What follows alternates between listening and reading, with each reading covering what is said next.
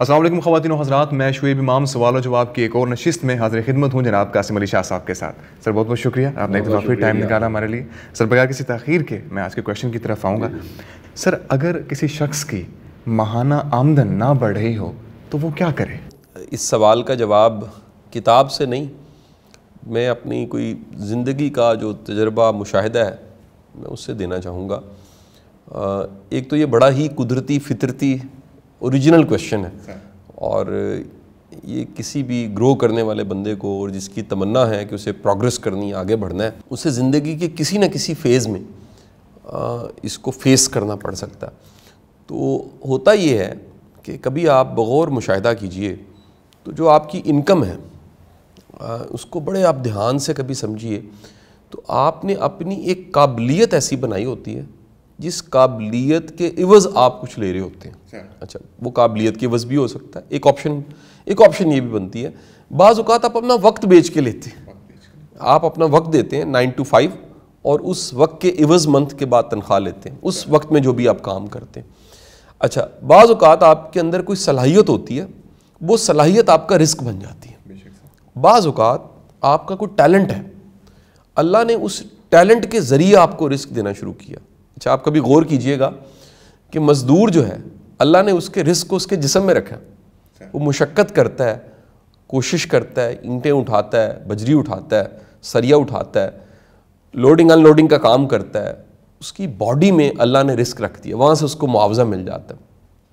اچھا، پھر آپ دیکھیے گا ایک بڑا طبقہ ایسا ہے جن کا رزق قدرت نے ان کے کسی ایک آئیڈیا کی وجہ سے رکھا ہوا ہے. ایک آئیڈیا ہے ان کا، ایک انہوں نے اندازہ لگایا. مجھے ایک صاحب مل گئے، انہوں نے کہا جی جو میں کام کر رہا ہوں ایک ایریے میں نے سروے کیا تو دیکھا وہاں پر فلاں چیز کی کمی ہے جناس میں سے، تو میں نے وہاں وہ سپلائی کرنی شروع کر دی. وہ جو کمی تھی وہ میں نے بھانپی، یہ میرا آئیڈیا تھا، میں نے وہ سپلائی کرنا شروع کیا، میرا رزق لگ گیا. تو وہ قدرت نے کیسے ایک بہانہ بنایا. اچھا، پھر آپ دیکھیے بعض اوقات کسی کا رزق اس کی یادداشت ہوتی ہے، کئیوں کی یادداشت میں ان کا رزق ہوتا ہے. اچھا، کئیوں کا رویہ ان کا رزق ہوتا ہے، یعنی وہ اخلاق، رویہ، ایٹیچیوڈ، اس سے ان کا رزق بن رہا ہوتا ہے. Customer care type. بعض کی کمیونیکیشن ان کا رزق ہوتی ہے، آواز، بولنا، لہجہ، انداز، وہ رزق بن جاتا ہے. اچھا، بعض کا فن ان کا رزق ہوتا ہے. آپ دیکھیے کتنے فن ہیں، کوئی مثال جگلر ہے، وہ ٹرکس کرے گا، اس سے اس کا رزق بن جائے گا. اچھا، کوئی ایکٹر ہے، اس کی ایکٹنگ میں اس کا رزق ہے. کوئی سنگر ہے، اس کی جو لے ہے، سر ہے، اللہ نے اس میں اس کا رزق رکھا ہوا. ایک بڑے ہی اچھے شاعر، ان کا مجھے جملہ یاد آتا ہے کہ انہوں نے کہا کسی جگہ پہ کہ قدرت نے مجھے شاعری کے قالین پہ بٹھا کے دنیا دکھا دی. جملہ بڑا معیاری جملہ لگا کہ جیسے کسی زمانے میں قالین، وہ کہانی ہم پڑھتے تھے کہ قالین کے اوپر بیٹھے اور ساری دنیا پھرتا جا رہا ہے بندہ، وہ کریکٹر. تو اسی طرح ایک فن کا قالین ہے جس پہ آپ بیٹھے اور آپ نے ساری، میں لیکچر دیتا ہوں، میں پڑھاتا ہوں، میں سمجھاتا ہوں. ان لیکچرز دینے کی وجہ سے، ان ویڈیوز کی وجہ سے میری پہچان بن گئی. کتنی دنیا میں نے دیکھ لی. یہ لیکچر، یہ پڑھانا، یہ سمجھانا، یہ ایک ڈیووشن کے ساتھ ٹیچر ہونا، یہ میرا رزق بن گیا. تو ہوتا یہ ہے کہ جب بھی آپ کماتے ہوئے خاص ایک مقدار جگہ پہ سٹک ہو جائیں تو کئی فیکٹرز ہوتے ہیں جن کو دیکھنا چاہیے. ایک فیکٹر یہ ہوتا ہے، یعنی یہ میں اب اصل ڈسکس کرنے لگا ہوں کہ کسی کی اگر انکم ایک خاص جگہ پہ سٹک ہے، اب وہ کیا کریں. تو آپ یہ مختلف ذرائع ہو گئے، جاب ہو سکتی، کاروبار، کسی بھی ذریعے سے آپ کما رہے ہیں اور آپ کی فکس انکم ہو گئی، اب وہ بڑھ نہیں رہی، آپ چاہتے ہیں. اچھا، ایک ہے وہ آپ سسٹم سے امید لگا رہے ہیں، آپ کہہ رہے ہیں کہ جی یہ اینول انکریمنٹ آئے. یعنی یہ شاید میرا سوال یا یہ جواب، یہ بات چیت گورنمنٹ جاب کرنے والے کو سمجھ نہ آئے شاید، کیونکہ اس کا تو فکس ایک سسٹم ہے جس میں اس کی سیلری ہے، اینول انکریمنٹ ہے. میں شاید اس طبقے کے علاوہ بات کر رہا ہوں جو اپنی سروسز دے رہے ہیں، جو کام کر رہے ہیں، جو کاروبار کر رہے ہیں، جو کہہ لیجیے ایون کہ کارپوریٹ میں بھی گروتھ زیادہ ہے گورنمنٹ سیکٹر سے. اچھا، اب اگر سٹک ہو گئے ہیں تو ایک فیکٹر یہ ہو سکتا ہے کہ آپ اپنے آپ کو اپ گریڈ نہیں کر رہے. یعنی اگر آپ اپنی قابلیت بڑھائیں, اپنے ہنر کو بڑھائیں, آپ ٹریننگ والی سائڈ پہ آئیں, اپنے ویک ایریاز دیکھیں, آپ ڈھونڈیں کہ کہاں کہاں کمیاں ہیں. یعنی اس کو آسان زبان میں کہوں, جو میں نے اپنی کتابوں میں کچھ مضامین کے ٹائٹلز بنائے تو وہ تھے خود کو قیمتی بنائیں. کیونکہ اگر آپ خود کو قیمتی بناتے ہیں تو آپ مہنگے ہو جاتے ہیں. جو سستا بک رہا ہے وہ سستا ہے, اس نے اپنی ویلیو خود کم لگوائی ہوئی ہے.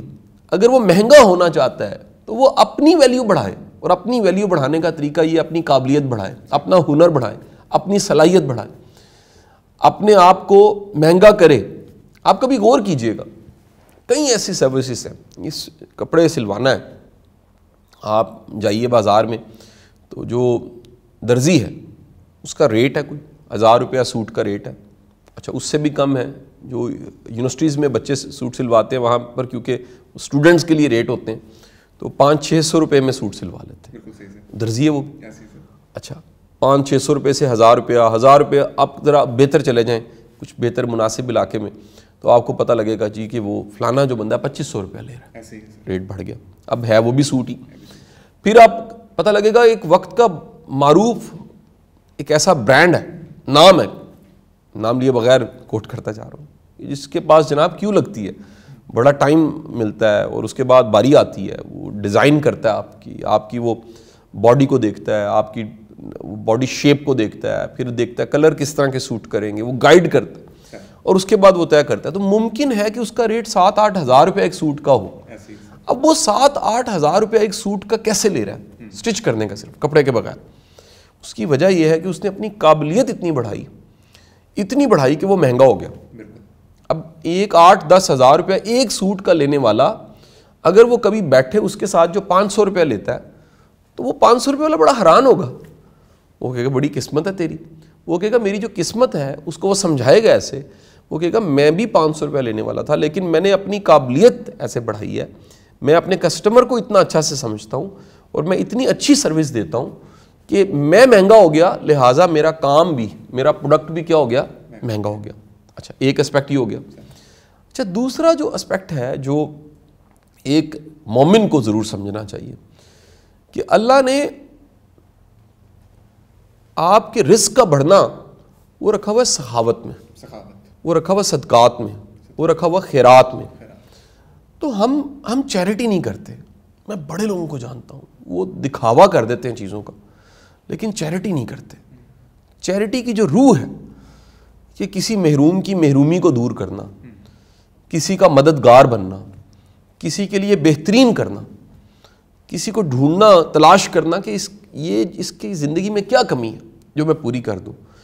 تو آپ اگر صدقات, خیرات, سخاوت کی طرف آتے ہیں, یہ گارنٹی ہے آپ کا رزق بڑھنا شروع ہو جائے گا. جو کیلکولیٹرز ہیں وہ سب کہتے ہیں کہ جی کم ہوگا, دنیا کے سب کیلکولیٹرز کہیں گے کم ہو جائے گا, لیکن آپ نظام دیکھیے رب کا کہ جب بھی آپ خیرات کرنے لگ پڑتے ہیں تو رزق بڑھنا شروع ہو جاتا ہے. میں ایک کسی بزنس گروپ بیٹھا ہوا تھا, ان کا ایک بورڈ تھا, اس میں شامل تھا. انہوں نے کمال ایک بات کی. ان کے سی او نے کہا کہ جی آج سے 40-45 سال پہلے ہم لوگوں نے جو پہلے دن کاروبار کیا, پہلے دن, اس دن بھی اس پیسوں میں سے خیرات کر دی, کاروبار بڑھنا شروع ہو گیا, اور آج بھی بلینز کا بزنس ہے, اس بلینز میں سے بھی ہم خیرات کر دیتے ہیں. تو وہ لوگ جو خیرات نہیں کرتے وہ سٹک ہو جاتے ہیں. تو آپ کے رزق میں بڑوں کا حصہ پڑا ہوتا ہے, تو آپ ان تک پہنچائیے, آپ وہ خیرات کر دیجئے, آپ آسانی دے دیجئے, آپ کا رزق بڑھنا شروع ہو جائے گا. اچھا ایک اسپیکٹ اور بھی ہے, ہمارے رزق کا بڑا گہرا تعلق ہمارے رشتہ داروں کے ساتھ سلوک کے ساتھ ہوتا ہے. یہ برکت ہے نا زندگی میں. اب زندگی میں برکت ہر شعبے میں برکت ہے, کام, کاروبار, معاش, ہر چیز میں برکت ہے. اس کا بڑا گہرا تعلق ہمارے رشتے نبھانے کے ساتھ ہوتا ہے, اور یہ رشتے نبھانے میں بالخصوص وہ رشتے جو آپ کے بہنوں کے ساتھ رشتے, جو فیملی میں آپ کی فیمیلز ہیں, وہ آپ کی کزنز ہیں, آپ کی آنٹیز ہیں, آپ کی رشتے ہیں سارے, ان کے ساتھ آپ کے رشتوں اللہ تعالیٰ نے, یہ میری آبزرویشن ہے, میں اس کو کوئی قانون نہیں بنا رہا, میری آبزرویشن. تو اگر آپ ان رشتوں کو نبھاتے ہیں, رشتوں کو ساتھ لے کے چلتے ہیں اور آسانیاں پیدا کرتے ہیں, محبتیں دیتے ہیں, تو قدرت کا ایسا نظام ہے آپ کا رزق بڑھنا شروع ہو جاتا ہے. ایک اور بھی اسپیکٹ ہے, میں مس نہ کر جاؤں, آپ جن لوگوں میں اٹھتے بیٹھتے ہیں ان کا بڑا اثر ہوتا ہے. یعنی یہ تو ایک کہیں کتابوں میں لکھی ہوئی بات بھی کوٹ کر دی جائے, غالباً جیک اینڈ فیلڈ کی کتاب میں نے سکسیس پرنسپل, اس میں کہیں یہ بات پڑھی. اس نے کہا کہ 5 لوگ جن کو آپ ملتے ہیں, اچھا ملنے سے مراد یہ ہے اکثر ملتے ہیں, اکثر جن کے ساتھ آپ گپ شپ کرتے ہیں, اکثر جن کی کمپنی کو انجوائے کرتے ہیں, اکثر آپ ان کے ساتھ ٹائم گزارے ہوتے ہیں, ان کی انکم کا اگر ایوریج نکالا جائے تو آپ کی انکم بن جائے گی. اور یہ میں اسے 100% تو نہیں لیکن 80% کہوں تو یہ بات ٹھیک ہے. اکثر میں نے دیکھا ہے کہ بندہ کمفرٹیبل, ایک ماڑا بندہ نا ماڑوں میں کمفرٹیبل فیل کرتا ہے, ماڑے کو سمجھانے کے لیے کہہ رہا ہوں. ایک بلو ایوریج نا وہ بلو ایوریج میں کمفرٹیبل فیل کرتا ہے. جب آپ اپنی کمپنی بہتر بناتے ہیں تو وہ اچھے لوگوں والی عادات بھی آپ میں آتی ہیں. مثلا آپ اگر ایک بہتر گروئنگ کلاس, ایک ورڈ جو ہے گروئنگ کلاس, جو گرو کر رہی ہے سوسائٹی, ان میں اٹھے بیٹھتے ہیں تو آپ کو ان میں اخلاقیات زیادہ ملے گی. اچھا شاید تاثر ہے کہ نہیں جی وہ اخلاقی طور پہ مضبوط نہیں ہوتے, شاید 100 میں سے کچھ دانے خراب ہوں, لیکن آپ کو اخلاقی طور پہ بڑے مضبوط لوگ ملیں گے. چیریٹی ملے گی, سخاوت ملے گی, حیا داریاں ملیں گی, رسم و رواج ملیں گے, اطوار طور طریقے نبھا کرنا, حیا داری, یہ سب چیزیں ان میں ملیں گی. تو جب آپ اپنے سے زیادہ قابل اور بہتر لوگوں میں اٹھنا بیٹھنا شروع کرتے ہیں تو وہ عادتیں آپ کے اندر آنا شروع ہو جاتی ہیں. میں ایک ہماری بڑی اچھی فیمیل اینکر ہیں, میرے سے بڑا ہی ان کا احترام کا تعلق ہے, میری چھوٹی بہنوں کی طرح. تو میں ایک جگہ ایک شوٹنگ تھی, ریکارڈنگ تھی, میں وہاں بیٹھا. جب وہ آئی تو میں نے دیکھا کہ انہوں نے اپنے ساتھ کھانے کا سامان پکڑا ہوا تھا, اور سیٹ پہ جتنے لوگ موجود تھے ان سب کے لیے سینڈوچ, پیٹس, بوٹلز, بے شمار چیزیں انہوں نے وہ تھوڑی دیر میں دیکھا کچھ اور بھی ایسے بچے ہیں جو کھیل رہے ہیں, تو انہوں نے فوراً ڈرائیور کو پیسے دیے. انہوں نے کہا کہ یار ان کے لیے بھی آپ کولڈ ڈرنکس چیزیں لے کر آئیے اور ان کو دیجیے, بانٹ دیجیے. تو میں نے ان کے ساتھ ایک دن نشست کی. انہوں نے کہا کہ اللہ نے مجھے کبھی کام کی کمی نہیں دی, اللہ کہیں نہ کہیں سے میرے اسباب پیدا کر دیتا ہے. تو میں نے کہا راز میں بتا دیتا ہوں. ان کا راز کیا ہے؟ میں نے کہا راز وہ آپ کا بانٹنا ہے. یہ جو بانٹنا ہے, سخاوت ہے, یہ جو ہاتھ کا کھلا ہونا ہے, یہ آپ کے رزق کو بڑھا دیتا ہے. تو میں نے دیکھا ہے کہ جو بھی شخص وہ اچھی کمپنی میں بیٹھتا ہے, اچھی عادتیں اپناتا ہے, اپنے رشتے نبھاتا ہے, اپنے آپ کو قابل بناتا ہے, ورتتا ہے اور دوسروں کے لیے آسانیاں پیدا کرتا ہے, اس کی انکم پھر بڑھنا شروع ہو جاتی ہے. سر مدد کس شخص کی کرنی چاہیے اور کس کی نہیں کرنی چاہیے؟ کس طرح پتہ لگائیں کہ ڈیزرونگ کون ہے؟ اگین شعیب صاحب یہ بڑا ہی ایک سچا پکا کویشچن ہے. مطلب آپ دیکھیے کہ اگر چیریٹی کرنی ہے, بات ہو چکی ہے, اب کرنی کہاں پر ہے؟ اچھا دیکھیے, ایک ہے آپ کی سخاوت ہر ایک کے لیے. سخی جو ہے نا وہ ہر ایک کے ساتھ سخی ہوتا ہے. سخی کوئی کنڈیشن نہیں ہوتا کہ یہ اچھا ہے تو اس کے ساتھ میں سخی ہوں, یہ مجھے پسند نہیں ہے تو اس کے ساتھ میں سخی نہیں ہوں. پہلی بات تو یہ ہے کہ اس کی یہ کنڈیشن نہیں ہوتی. سخاوت کی کنڈیشن مال بھی نہیں ہے. اللہ کے رسول صلی اللہ علیہ وآلہ وسلم کی حدیث مبارک ہے کہ سخاوت کا تعلق مال سے نہیں ہے, سخاوت کا تعلق دل کے ساتھ ہے. بڑے بڑے مال والے سخی نہیں ہوتے. میں ایسے لوگوں کو جانتا ہوں جو کہہ لیجئے کہ ان کی زندگی میں ہلکا سا جمپ آئے نا, کوئی ایشو آئے, وہ جہاں پر چیریٹی کریں بند کر دیتے ہیں, حالانکہ وہ کرنے کا وقت تھا. یعنی کتنی بڑی حماقت ہے. جم سے مراد یہ ہے کہ جاب پہ تھے ریٹائر ہو گئے, یا جاب پہ تھے 2 مہینے سیلری رک گئی, یا کاروبار چل رہا تھا, پینڈیمک آیا, حالات خراب ہوئے, انہوں نے چیریٹیز بند کر, وہ چیریٹی بند کر دیتے. خدا کے بندو وہی وقت ہے, وہی امتحان تھا جہاں پر تم چیریٹی کرتے اور بڑھ جاتا سارا کچھ. تو ہم کیا کرتے ہیں, ہم اس جگہ پہ ہاتھ تنگ کر لیتے ہیں. اچھا سخی سب کے ساتھ سخی, پہلی بات تو یہ میں نے کہہ دی کہ وہ ہر ایک کے لیے جو کر سکتا ہے آسانی پیدا کرے گا. وہ بہتر چیز جو اپنے لیے پسند ہے وہ دوسرے کو دے گا. وہ کوشش کرے گا کہ میری دی ہوئی چیز استعمال میں آ سکے. یہ بھی ایک بڑا اسپیکٹ ہے کہ آپ کسی کی طرف جانے لگیں اور کسی کو کچھ دینے لگیں تو ضرور سوچیے اس کے استعمال میں آ جائے. ایسا نہ ہو کہ وہ برڈن بن جائے. مجھے یاد آتا ہے کسی زمانے میں میں پڑھاتا رہا ہوں تو میرے ادارے میں بچے جب پاس ہوتے تھے رزلٹ والے دن تو 50 ڈبے 100 ڈبے مٹھائی کے آ جاتے تھے. تو میں بچوں کو کہتا تھا کہ یار یہ 100 ڈبے تو میں نہیں کھا سکتا.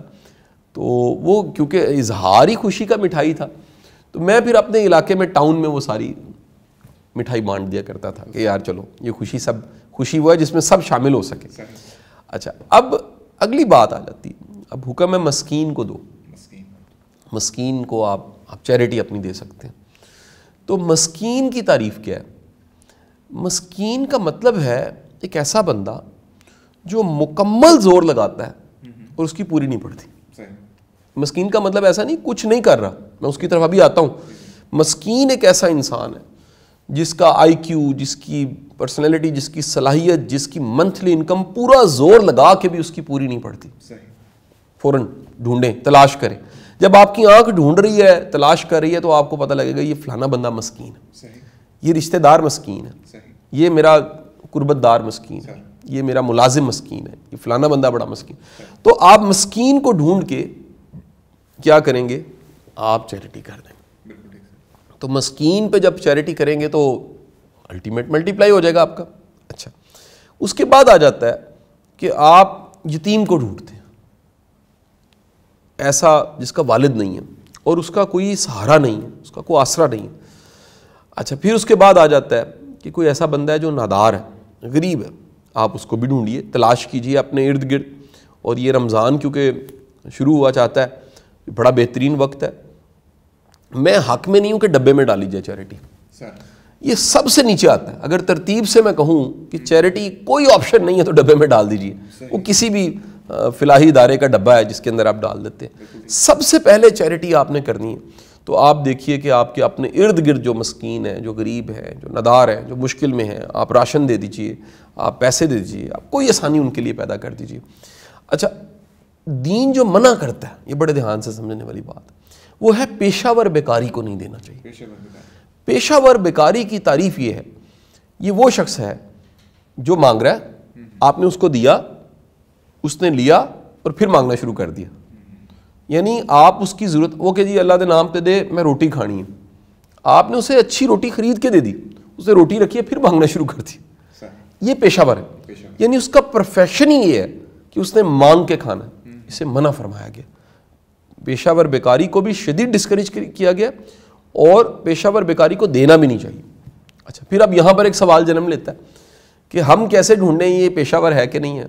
آپ کو پتہ لگ جاتا ہے. اگر آپ اپنے گھر سے چل کے دفتر تک آتے ہیں تو آپ کو تھوڑے سا غور و خوض کرنے سے پتہ لگ جائے گا یہ اشاروں پہ جو کھڑے ہیں, جگہ جگہ کہیں ایسے لوگ کھڑے ہیں, یہ پیشہ ور ہے. پیشہ ور بیکاری آج اس کو دیں گے, کل وہیں نظر آئے گا, پھر مانگ رہا ہوگا.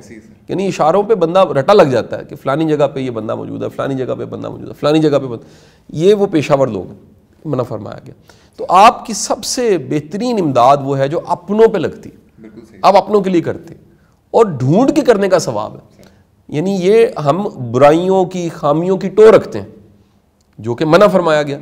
یہ ٹو لگانی چاہیے کہ یار اس کو میری مدد کی ضرورت تو نہیں ہے, یہ کسی تکلیف میں تو نہیں ہے, یہ کسی مشکل میں تو نہیں ہے, اس کا ثواب ہے. ایسی ٹو لگانا تو اس کا ثواب ہے کہ آپ تلاش کر رہے ہیں, یار یہ کسی مشکل میں تو نہیں ہے, یار یہ میرا مالی ہے, یہ کئی دنوں سے غائب ہے, یہ کہاں پر ہے, پتہ لگ رہا ہے جی چوٹ لگ گئی. تو آپ پہ لازم ہے پھر ڈھونڈیں اس کو. وہ اگر نہیں آ رہا تو آپ اس کی جو ہیلپ کر سکتے ہیں, میڈیکل میں آپ کہیں رابطہ اس کا کروا سکتے ہیں, معاشی مدد کر سکتے ہیں. اگر وہ آن بیڈ ہوگی آپ اس کے لیے جو آسانی پیدا کر سکتے ہیں تو یہ آپ کو کرنی چاہیے. تو میرا خیال ہے کہ ہم اپنے کاروبار کرنے کے لیے مکمل ذہانت لگا لیتے ہیں, کاروبار چلانے کے لیے مکمل ذہانت لگا لیتے ہیں, لیکن ہمیں دوسروں کی مدد کرنے میں بھی ذہانت دکھانی چاہیے, نیکی کو بہترین انداز میں کرنا چاہیے. ایک تاریخ اسلام کا بڑا خوبصورت واقعہ کہ کسی صحابیہ کے پاس کوئی مدد کے لیے آیا, آپ نے اشرفیاں اٹھا کے اس کو دی, تو وہ اشرفیاں لے کے جانے لگا تو آپ نے واپس بلا لیا. تو آپ نے پاس ہی پڑا ہوا تھا ایک عطر پڑا ہوا تھا, خوشبو, وہ خوشبو ہاتھ پہ لگائی اور ان کو اشرفیوں پہ لگا کے پھر واپس کی. یعنی کہ مدد بھی کرنی ہے تو خوبصورت انداز میں کرنی ہے, ایسے ہی مغرو نہیں لا دینا, ایسے ہی اس کو نہیں کر دینا, بلکہ بہترین انداز میں پریزنٹ کرنا ہے. حالانکہ اشرفی کو خوشبو لگانے سے کیا, لیکن وہ بھی اگر لے کر جا رہی ہے تو اسے خوشبو آئے, اسے اچھا لگے, اسے بھلا لگے, تو مدد لینے والا شرمسار نہ ہو. یہ بڑا ضروری ہے کہ اس کو بھلا لگے, اس کا ایک بھرم قائم رہے, اس کی ایک شرم قائم رہے, اس کا اشتہار نہ بنے, آپ اس کو ایک کانفیڈینشیل رکھ سکیں. یعنی وہ ہے جی اس ہاتھ نے دیا, اس ہاتھ کو پتہ نہ لگے, اس کا مطلب یہ کہ آپ ایک بھرم اور حیا قائم رکھیں مدد کرنے والے کی, اس کی تضییق نہ کریں. اس کی تذلیل نہ کریں, اس کو جھڑکیں نہ, اس کی انسلٹ نہ کریں. سر وہ کون سی ایسی روحانی بیماریاں ہیں جن کا اثر ہماری جسمانی صحت پر تو ہو رہا ہوتا ہے لیکن وہ ڈائگنوز نہیں ہو پا رہی ہوتی؟ ایک انسان جو ایک باشعور انسان ہے, اگر غور کرے تو بے شمار چیزوں کو وہ ایکسپیرینس کرتا ہے, لیکن ایکسپیرینس کرنے کے باوجود ریئلائز نہیں کر رہا ہوتا کہ یہ میرے ساتھ ہو رہا ہے. پہلے تو ہمیں غلط فہمی دور کر لینی چاہیے کہ ہم بالکل ٹھیک ہیں, ہم بالکل پرفیکٹ ہیں, ہم کوئی غلطی نہیں کر رہے. ہم بے شمار غلطیاں کر رہے ہوتے ہیں لیکن ہمیں یاد نہیں رہتا, ہمیں خیال ہی نہیں ہوتا کہ یہ غلطی میں بھی کر سکتا ہوں اور میں کر رہا ہوں. تو ہمیں یاد رکھنا چاہیے کہ بے شمار غلطیاں ایسی ہیں ہماری زندگی میں جو ہم کر رہے ہیں. لائک ایسا ممکن ہے کینہ آپ میں ہو, یہ روحانی بیماری ہے, دل کی بیماری ہے. ایسا ممکن ہے آپ میں بغض ہو, ایسا ممکن ہے آپ میں حسد ہو, ایسا ممکن ہے آپ میں نفرت پائی جاتی ہو, آپ میں عداوت ہو. ایسا ممکن ہے کہ آپ کا خیال جو ہے وہ پراگندہ ہو. ایسا ممکن ہے کہ آپ میں بدگمانی ہو. ایسا ممکن ہے کہ آپ کا کوئی جو نفس ہے وہ بے لگام گھوڑا بن چکا ہو. تو ہمیں اپنے نفس کا محاسبہ, اپنی ذات کا محاسبہ اور اپنے دل کا محاسبہ کرنا چاہیے. محاسبہ کا مطلب ہے حساب کرنا. یہ کبھی حساب کیجئے کہ اس دل میں میں نے کیا کچھ رکھا ہوا ہے, کتنا کینہ رکھا ہوا ہے, کتنا بغض رکھا ہوا ہے, کتنی عداوت رکھی ہوئی ہے, کتنی میں نے اس کے اندر جو ملاوٹ کر دی ہے. جیسے پوائزنڈ ہوتا ہے کوئی چیز, زہر آلودہ, اسی طرح میں نے دل کو زہر آلودہ کیا ہوا. تو آپ ان سب جو بیماریاں ہیں جو میں نے انڈیکیٹ کی ہیں, ان کے ساتھ آپ بہت دور تک نہیں جا سکتے, فلائی نہیں کر سکتے. اگر آپ کو ایک معیاری زندگی گزارنی ہے, ایک خوش باش زندگی گزارنی ہے, اگر آپ کو ایک روحانی انسان بننا ہے, اگر آپ کو ایک اچھا انسان بننا ہے, تو پھر ان بیماریوں کے ساتھ آپ کو لڑنا پڑے گا. تو یہ ہمارے ساتھ روز ہو رہی ہوتی ہیں. ہم کئی دفعہ پتہ نہیں لگتا ہم حسد کر رہے ہیں, کئی دفعہ پتہ نہیں لگتا ہمیں کینہ کتنا زیادہ آ گیا. بعض اوقات ہمیں خبر ہی نہیں ہو رہی ہوتی کہ ہم کس قدر کسی کے خلاف ہیں. بعض اوقات خبر نہیں ہو رہی ہوتی کہ اتنا بدگمانی ہمارے اندر موجود ہے, کسی کے بارے میں اتنا برا ہم سوچتے ہیں. تو ہمیں ان سب چیزوں کو اپنے اندر سے نکالنا چاہیے. اور یہ سب کی سب بیماریاں کسی نہ کسی شکل میں تکبر سے جنم لیتی ہیں, ایگو سے جنم لیتی ہیں. ہمیں غلط فہمی ہو جاتی ہے کہ ہم بڑے کمال ہیں, ہمیں غلط فہمی ہو جاتی ہے کہ ہم بڑے سپر سٹار ہیں, ہمیں غلط فہمی ہو جاتی ہے کہ یہ ہمارا ہی کمال ہے کہ ہم یہ ساری زندگی کو اور سب چیزوں کو لے کر خود چل رہے ہیں. تو جب یہ غلط فہمی ہو جاتی ہے تو غلط فہمی دور کر دینی چاہیے. ہمیں کچھ نہ کچھ ایسا کرنا چاہیے جس سے تکبر ٹوٹ جائے. ہمیں کچھ نہ کچھ ایسا کرنا چاہیے جس سے یہ خیال کہ ہم پرفیکٹ ہیں وہ ٹھیک ہو جائے. تو یہ تکبر کو دور کرنے سے بیماریاں حل ہونے لگ پڑتی ہیں. پھر جتنا آپ سرونگ ہیں, جتنا آپ اپنی ایگو کو مٹاتے ہیں, جتنا آپ اپنے نفس کو لگام دیتے ہیں, وہ نفس جو خواہش پیدا کر رہا ہے اس خواہش کا اگر تدارک کر دیں, اسے ریجیکٹ کر دیں, تو وہ نفس کہیں نہ کہیں ایک قدم پیچھے ہٹ جاتا ہے یا ٹھنڈا پڑ جاتا ہے. تو نتیجہ یہ ہوتا ہے کہ آپ کی دل کی دنیا بڑی صاف ہو جاتی ہے. دل سے صاف انسان سب کے لیے خیر مانگتا ہے, سب کے لیے دعا مانگتا ہے, سب کے لیے اچھا مانگتا ہے. دل سے صاف انسان شکر گزار ہوتا ہے, بندوں کا بھی شکر گزار ہوتا ہے, اپنے رب کا بھی شکر گزار ہوتا ہے. دل سے صاف انسان مثبت سوچتا ہے, دوسروں کے لیے اچھا سوچتا ہے, دوسروں کے لیے اچھی تمنا کرتا ہے, دوسروں کی کامیابیوں پہ ماشاءاللہ کہتا ہے, الحمدللہ کا ورد کرتا ہے, وہ اللہ کا شکر ادا کرتا ہے کہ یا باری تعالیٰ تیری کتنی مہربانی ہے, تیری کتنی عنایت ہے, تیرا کتنا کرم ہے, تو نے کتنا مجھے نوازا, میری اوقات نہیں تھی, تو نے کہاں سے چلایا. وہ زندگی کو ریفلیکٹ کرتا ہے, وہ ڈیز کو ریفلیکٹ کرتا ہے, وہ مومنٹس کو ریفلیکٹ کرتا ہے کہ الحمدللہ رب العالمین, کتنا کرم ہے, کتنا شکر ہے. تو جتنا شکر بڑھتا ہے, جتنا آپ میں مثبت سوچ بڑھتی ہے, جتنا آپ اچھا چاہنے والے بن جاتے ہیں, اتنا زیادہ آپ کا دل پاک ہو جاتا ہے اور اتنا زیادہ آپ روحانی انسان بن جاتے ہیں. سر زندگی کے مزوں کو ختم کرنے والی چیز موت ہے, لیکن سر موت کو یاد رکھنا کیوں ضروری ہے؟ اچھا دیکھیے شعیب صاحب, دین میں باقاعدہ موت کو یاد رکھنے کا حکم ہے. آپ سب باتیں چھوڑیے, صرف 1 سال کو دیکھ لیجئے, 1 ایئر. اس 1 ایئر میں آپ کے فیس بک پہ کئی ایسے فرینڈز ہیں جو فرینڈ تو ہیں لیکن اللہ کو پیارے ہو چکے ہیں. اس پینڈیمک میں اب آپ کی آنکھوں کے سامنے بڑا کچھ ایسا ہوا. 1 سال میں دیکھیے, میرے اور آپ کے سیل فون میں اور ہمارے سننے والوں کے سیل فون میں کئی ایسے لوگ ہوں گے جو سیل فون میں جن کے نمبر سیو ہیں اور وہ دنیا میں نہیں رہے. جب آپ اپنے ارد گرد دیکھتے ہیں کہ دنیا اللہ کو پیاری ہو گئی اور بڑی ایک آپ کی عجیب حالت ہوتی ہے, یار میں اس کو ڈیلیٹ کر دوں, میں اس کو انفرینڈ کروں, میں کیا کروں, جب نہیں رہا. بعض اوقات اس کی فیملی اس کا فیس بک پیج چلا رہی ہوتی ہے, بعض اوقات اس کا کوئی ریلیٹو, قریبی بھائی, بچہ, بیگم اسی کا سیل فون آپریٹ کر رہے ہوتے ہیں. تو بندہ کہتا ہے یار اگر یہ چلے گئے ہیں تو میں نے بھی چلے جانا ہے. موت یاد رہے تو بندہ بندے کا پتر رہتا ہے. موت یاد رہے تو بندے کو پتہ ہوتا ہے کہ یہ جو میری زندگی ہے یہ ختم ہونے والی ہے. موت یاد رہے تو بندے کو خیال رہتا ہے کہ یہ زندگی جو ہے یہ آنا اور جانا تھا, اس میں میں نے کیا اکٹھا کرنا تھا, جو اکٹھا کیا سارا کچھ چلا جانا ہے, رہ جانا ہے, اور میں نے چلے جانا ہے. تو اس ساری سٹوری میں جب آپ کو سمجھ آ جائے کہ اس میں سے کسی وقت بھی بلاوا آ سکتا ہے, تو پھر آپ کے ایتھکس بڑے ہائی رہتے ہیں, مورلز بڑے ہائی رہتے ہیں, آپ کا ورتن ٹھیک رہتا ہے. بڑے لوگ جن کا اخلاق خراب ہے, بد لحاظ ہیں, بد اخلاق ہیں, یا ان کے کام ٹھیک نہیں ہیں, اس کی وجہ موت بھولے ہوئے ہیں. موت یاد رہے تو پھر بندہ ٹریک پہ رہتا ہے. تو اسٹیفن آر کوے کی کتاب 7 habits of highly effective people میں ایک پورا چیپٹر ہے کہ جو انجام ہے اس کو نظروں کے سامنے رکھنا چاہیے. آپ سوچئے آج اسٹیفن آر کوے کی کتاب ملینز میں جا رہی ہے, اور یہ سبق تو دین کا سبق تھا.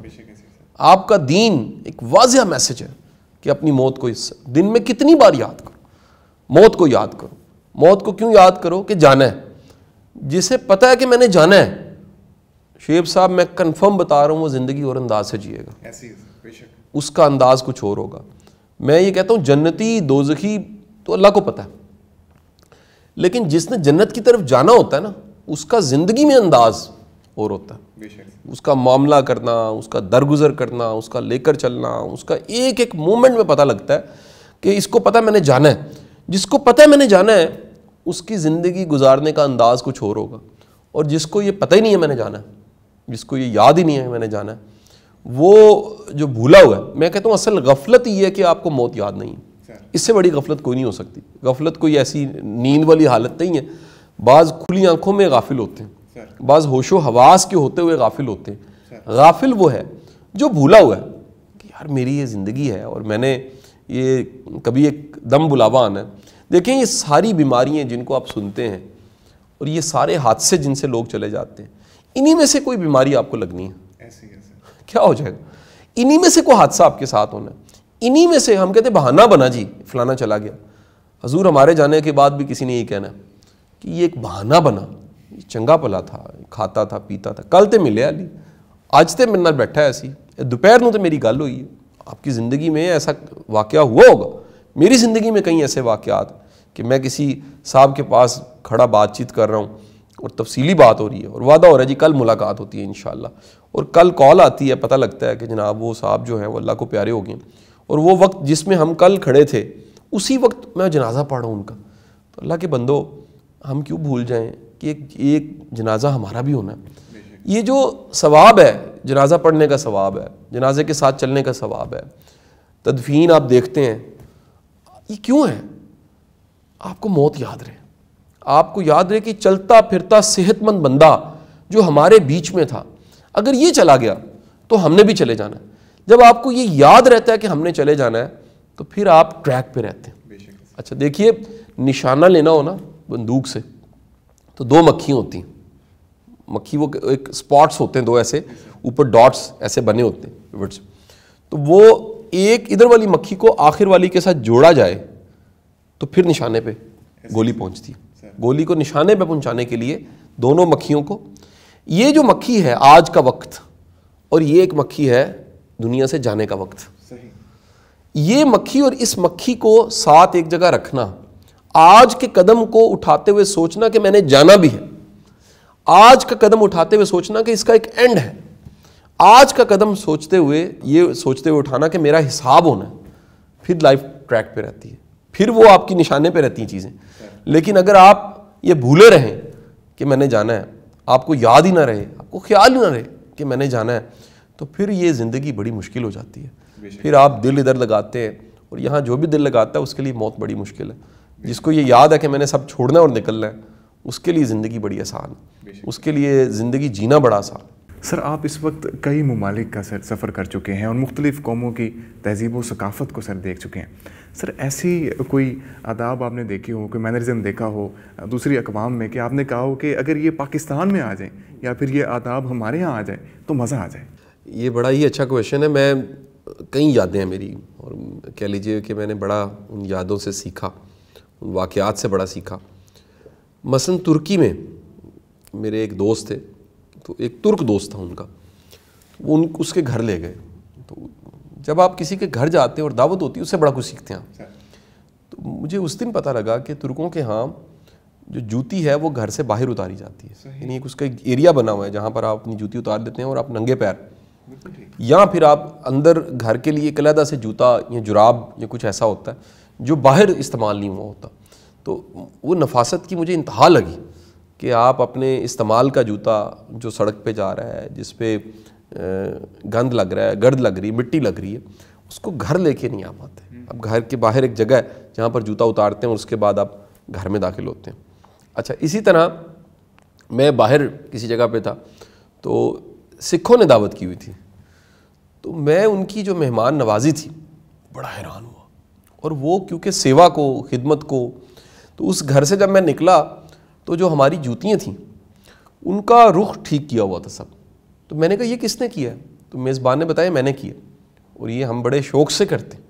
مجھے بڑا اچھا لگا کہ عاجزی کی اور خدمت کی انتہا ہے, سیوا کی انتہا ہے, کہ انہوں نے اچھا کھانا بھی کھلایا. اور تھے وہ سارے ویجیٹیرینز, تو سبزیاں بنی ہوئی تھیں, لیکن اس کے ساتھ اپنے مہمانوں. اسی طرح مجھے یاد ہے کہ میں ازبکستان میں تھا, تو وہاں میرے ایک دوست تھے, ان کی شادی وہاں پر ہوئی تھی, تو انہوں نے گھر پہ دعوت کی. تو جب گھر پہ دعوت ہوئی تو انہوں نے ہم سب مہمانوں کے ہاتھ خود دھلوائے. تو وہ ایک تشتری سی منگوا لی اور ایک لوٹا سا تھا بڑا خوبصورت, تو اس باری باری سب کے ہاتھ انہوں نے خود دھلوائے. مجھے بڑا اچھا لگا. اور جب ہم کھانا کھا رہے تھے تو مجھے ایسا لگا کہ یہ جو پیچھے دروازہ ہے میرے رائٹ پہ اس طرف کوئی کھڑا ہے اس میں. تھوڑی دیر بعد ہی ایسا ہوا کہ جو ان کی وہ جو مسز تھیں, ازبک جو ہماری بھابھی تھیں, وہ کچھ کھانا لے کر آئیں, انہوں نے رکھا اور پھر وہ چلی گئیں. مجھے لگا پیچھے کو کھڑا ہے. تھوڑی دیر بعد پھر وہی آئیں, تو میں نے اس سے پوچھا کہ یہ یہاں پر کون کھڑا ہے, دروازے کے پیچھے لگ رہا ہے کہ کھڑا ہے. تو اس نے کہا کہ میری مسز کھڑی ہیں. میں نے کہا کیوں کھڑی ہیں؟ اس نے بتایا کہ ان کے ہاں رواج ہے, ازبکس کے ہاں جو بیگم صاحب ہے وہ ایک انتہائی بہترین ان کا مزاج ہوتا ہے سرو کرنے کے حوالے سے. تو جب مہمان کھانا کھا رہے ہوتے ہیں تو وہ پہرا دے رہی ہوتی ہیں کہ کوئی چیز کم نہ ہو جائے, کسی چیز کی کمی نہ ہو. تو وہ تھوڑی تھوڑی دیر کے بعد آ کے دیکھتی تھی, اور جو چیز کم ہوتی تھی اس کو وہ فل کر دیتی تھی, وہ آسانی پیدا کر دیتی تھی. یہ مجھے انداز بڑا اچھا لگا. اسی طرح ہم مصر گئے, ایک ہوٹل میں ہم تھے مجھے یاد ہے, تو ہم سب کے سب مل کے دوست چلے گئے کہ وہ جو روٹیاں لگ رہی ہیں وہ ہم نے دیکھنی. وہ بڑی خوشی کے ساتھ وہ دکھانے لگ پڑے سارے, یعنی وہ کیسے پک رہا ہے, کیسے بن رہا ہے. مجھے ان کا انداز بڑا اچھا لگا.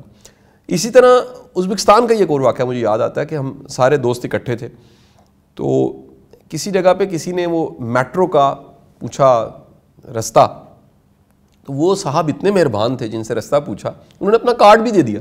انہوں نے کہا میں کئی دنوں سے استعمال نہیں کر رہا, تو اب میٹرو اب مجھے لگ رہا ہے کسی اور ملک سے آئے ہیں. تو انہوں نے بتایا کہ پاکستان. تو انہوں نے کہا یہ میرا کارڈ آپ رکھیں, آپ جائیں استعمال کریں, کیونکہ اس میں تھوڑے سے پیسے پڑے ہوئے, میں نے استعمال نہیں کرنا, آپ انجوائے کریں میٹرو کو. تو مجھے بڑا اچھا لگا. اچھا, اسی طرح ازبکستان میں ہی مجھے ایک اور واقعہ یاد آتا ہے. وہاں پر کیونکہ ہر جو گاڑی چل رہی ہے وہ ٹیکسی کی شکل میں استعمال ہو جاتی ہے, یعنی ایک بندہ جا رہا ہے تو وہ پیسے بھی کما لیتا ہے. کوئی مسافر کھڑا ہے وہ گاڑی روک لیتا ہے, بہترین گاڑی, اور وہ اس میں 1 2 3 سواریاں بیٹھ جاتی ہیں, آپ اس کو پے کرتے ہیں, اور ہر گاڑی ٹیکسی ہے. اب دیکھیں یہ بھی کیا کمال ویسے سسٹم ہے کہ آپ اگر سڑک پہ کھڑے ہیں تو کوئی بھی گاڑی جو چل رہی ہے وہ رکتی ہے, وہ آپ کو بٹھاتی ہے, وہ آپ سے ریٹ طے کرتی ہے اور مناسب پیسوں میں آپ کو اگلے سٹاپ پہ اتار دیتی ہے. مجھے انداز یہ بڑا اچھا لگا. میں ہانگ کانگ میں تھا, تو مجھے یاد ہے کہ وہاں پر ہمارا کچھ سامان ایک جگہ رہ گیا, اور ہم واپس آئے تو وہ سامان وہاں پڑا تھا. مجھے بڑا اچھا لگا, میں بڑا ہی حیران ہوا, یہ کیسی کمال قوم ہے, یہ کسی کی چیز کو نہیں اٹھاتے. ہانگ کانگ میں مجھے ایک اور واقعہ یاد آتا ہے کہ میرے جو دوست تھے بڑے اچھے, جو میرے میزبان تھے, تو ان کا بیٹا وہ بیٹھا ہوا تھا تو وہ کہتا ہے کہ انکل وہ فلانا کھلونا تھا یا کچھ میں ذرا لے کر آیا گھر سے. تو ہم لوگوں نے ایک اپارٹمنٹ لیا ہوا تھا, تو وہ بچہ 9-10 سال کا بچہ تھا. 10 سال کا بچہ گیا اور تقریباً 2 گھنٹے کے بعد وہ آیا. تو میں نے کہا 2 گھنٹے تم کہاں پر تھے؟ کہتا میں گھر گیا تھا ایک کھلونا لینے کے لیے. تو میں نے کہا گھر؟ اس نے کہا جی گھر تو 35 کلومیٹر دور ہے یہاں سے. میں نے کہا تم کیسے گئے تھے؟ اس نے کہا میں خود کیا تھا, میں نے ٹیکسی کروائی, ٹیکسی میں بیٹھا, سیف اینڈ سیکیور. یہ ہمارے ملک میں تو ایسا سوچا بھی نہیں جا سکتا. اسی ملک میں ہانگ کانگ مجھے یاد ہے کہ جو میرے فیملی تھی, میں بیگم صاحبہ 3 بچے تھے تب, تو چھوٹی جو بیٹی ہے میری مہنور وہ ساتھ تھی. تو ٹیکسیوں پہ لکھا ہوتا تھا کہ اس پہ مینشن تھا, یعنی دور سے ٹیکسی پہ دیکھیں تو 4 یا 5 لکھا ہوتا تھا. تو 4 کا مطلب ہے اس میں 4 لوگ بیٹھ سکتے ہیں, یہ 4 کے لیے, اور 5 کا مطلب ہے اس میں 5 لوگ بیٹھ سکتے ہیں. تو ہم نے 4 والی ٹیکسی روک لی, اور بیٹی بہت چھوٹی تھی, 2.5-3 سال کی تھی. تو ہم نے اسے کہا کہ جی, اس نے کہا یو آر 5, یعنی یہ نہیں ممکن, یہ نہیں ہو سکتا. تو ہم نے وہ سوچا کہ 1 2 3 بچے, وہ تیسرا تو بہت چھوٹی سی ہے, تو مطلب اس میں کیا مسئلہ ہے؟ اس نے کہا نہیں, قانون ہے. تو مجھے بڑا اچھا لگا. تو وہ اس نے کہا کہ آئی ایم سوری, اس میں آپ اگر بیٹھنا چاہتے ہیں تو یہ 4 والی ہے, اس میں 4 بیٹھ سکتے ہیں, 5واں نہیں بیٹھ سکتا. تو 5واں اگر آپ چاہیں تو اس کے لیے آپ کو 5 والی پہ ہی بیٹھنا پڑے گا, بے شک کہ وہ چھوٹا انسان ہے. تو مجھے یہ قانون بڑا اچھا لگا. تو بے شمار ممالک میں کہہ لیجئے مختلف طرح کی یادیں, اور مختلف عربز میں مجھے یاد آتا ہے سعودیہ کی بڑی خوبصورت یادیں کہ سحری کے وقت میں کس طرح سارے اکٹھے, افطاری کے وقت میں. پھر مدینہ کی بڑی خوبصورت یادیں ہیں کہ کس طرح سے دسترخوان لگ جاتے ہیں, جگہ جگہ وہ کہہ لیجئے آپ کو افطار مل رہی ہوتی ہے, اور کیا بہترین افطار مل رہی ہوتی ہے, اور وہ افطار دے کے خوش ہوتے ہیں, وہ آپ کو ویلیو ایڈ کر کے خوش ہوتے ہیں, آپ کے لیے آسانی پیدا کر کے خوش ہوتے ہیں. تو یہ مختلف کہہ لیجئے مختلف ملکوں کی مختلف یادیں لوگوں کے. میں سمجھتا ہوں کہ کہیں سے بھی کچھ خیر کی چیز ملے ہمیں اپنانی چاہیے. ہمارے وہ آفیسرز جو سول سروسز میں ہیں, دوسرے ممالک میں جاتے ہیں, ٹریننگ ہوتی ہے, کورس پڑھنے جاتے ہیں, تو ہمیں کچھ اچھی چیزیں وہاں سے دیکھ کے یہاں پر امپلیمنٹ ضرور کرنا چاہیے. بے شک وہ انفرادی سطح پہ ہو, اس سے آپ کا ملک ترقی کر سکتا ہے. آپ دنیا میں کہیں خیر دیکھیں, اس خیر کو اپنی زندگی میں ضرور شامل کیجیے. بے شک سر بہت بہت شکریہ. آپ نے سر تمام تر سوالات کے بڑے تفصیلی جوابات دیے. میں امید کرتا ہوں ہمارے ناظرین کے لیے نشست انتہائی مفید ثابت ہوگی. ہمارے ساتھ رہنے کے لیے بہت بہت شکریہ.